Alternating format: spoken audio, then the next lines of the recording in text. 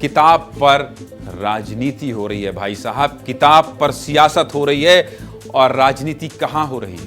मध्य प्रदेश में हो रही है। इसलिए आपको डॉक्टर मोहन यादव पीछे दिखाई दे रहे हैं। चलिए खबर क्या है, खबर की शुरुआत कर लेते हैं और आपको विस्तार से बता देते हैं। मध्य प्रदेश का किताबों वाला मुद्दा अब तक आप लोग जान ही गए होंगे। पिछले कुछ दिनों से बहुत ज्यादा चर्चा में है, बहुत ज्यादा चर्चा में।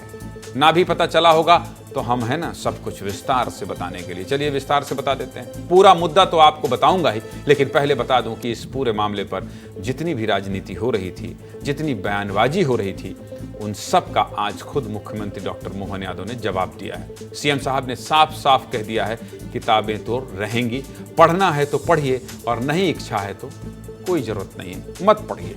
अब जान लीजिए कि पूरा मुद्दा क्या है।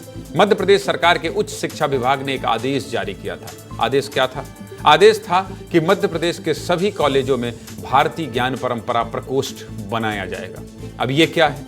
ये दरअसल एक लाइब्रेरी होगी और उसमें छात्रों के पढ़ने के लिए किताबें रखी जाएंगी। इसके लिए मध्य प्रदेश सरकार ने 88 किताबों की एक लिस्ट जारी की और कहा कि इन सभी किताबों को लाइब्रेरी में रखा जाए। समझिए, आदेश ये नहीं था कि किताबें कॉलेज में पढ़ाई जाएंगी, बल्कि आदेश ये था कि किताबें लाइब्रेरी में रखी जाएंगी। बच्चे अपनी स्वेच्छा से पढ़ सकते हैं। अब जैसे ही लिस्ट आई, इस पूरे मामले पर राजनीति शुरू हो गई। विपक्ष ने कुछ किताबों पर आपत्ति जताई और कहा कि ये किताबें आरएसएस की विचारधारा वाले लेखकों ने लिखी है, इसलिए सरकार को ये किताबें नहीं पढ़ाना चाहिए।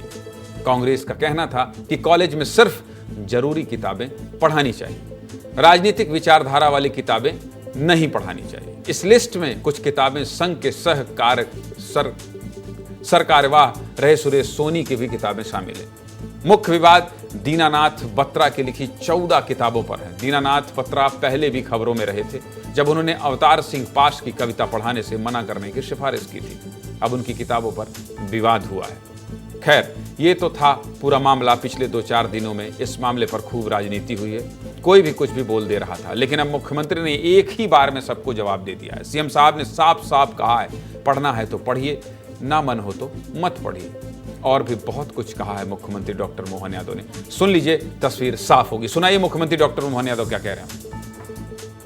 ये जरूर कहा है कि हर एक पीएम एक्सीलेंस कॉलेज जो बनाया है एक 55 जिलों के अंदर, वहां हमने सबदूर लाइब्रेरी बनाई और लाइब्रेरी में हमने कहा कोई भी विचारवान लेखक होगा उसकी सबकी पुस्तकें वहां रखी जाएगी। अब पुस्तकें नहीं रखेंगे तो क्या करेंगे? पुस्तकें तो रखना पड़ेगी और पुस्तकें रखने में वो राष्ट्रीय सेवा संघ के होंगे या कोई भी होंगे, हमको उनका अपनी पुस्तक, आपकी इच्छाओं तो पढ़ो, आपकी इच्छाओं तो मत पढ़ो। ज्ञान तो हमारे यहाँ ऐसा माना जाता है कि ये 10 दिशा से आना चाहिए। ठीक कह रहे हैं सीएम मोहन यादव, ज्ञान 10 दिशाओं से आता है। लाइब्रेरी है तो किताबें तो रखेंगे। वैसे इस मामले पर राजनीति आज भी होती रही। मध्य प्रदेश कांग्रेस के अध्यक्ष जीतू पटवारी सीधे मुख्यमंत्री डॉक्टर मोहन यादव पर हमला बोल रहे हैं। उस शिक्षा मंत्री इंदर सिंह परमार ने भी खुलकर बात की है और कांग्रेस पर पलटवार किया है। दोनों की बात सुन लीजिए। लेखक सब दूर हो सकते हैं। सेना में जाने वाला बेटा गांव का भी हो सकता है, शहर का भी हो सकता है, सभी जाति और सभी धर्म का हो सकता है। यदि कोई लोग ये कहेंगे कि संघ का कार्यकर्ता है और ये सेना में नहीं जा सकता है, क्या वो चित्तपूर्ण है? आपको क्या किस लिए मैंडेट मिला? मैंडेट मिला, आपने कहा रामायण और गीता जैसा वचन पत्र होना चाहिए और आपने काम दूसरे चालू कर दिए हो कि रामायण और गीता जैसे वचन पत्र का गेहूं के दाम का, अनाज के दाम का, धान के दाम का, 3000 बहनों के महंगाई को क्या हुआ उसका भाई, वो करें। राजनीति होती रहेगी और राजनीति करने वाले बयान देते रहेंगे। मेरा काम था आपको खबर दिखाना और इस मुद्दे पर हो रही राजनीति को समझाना। उम्मीद करता हूं आप सब समझ गए होंगे।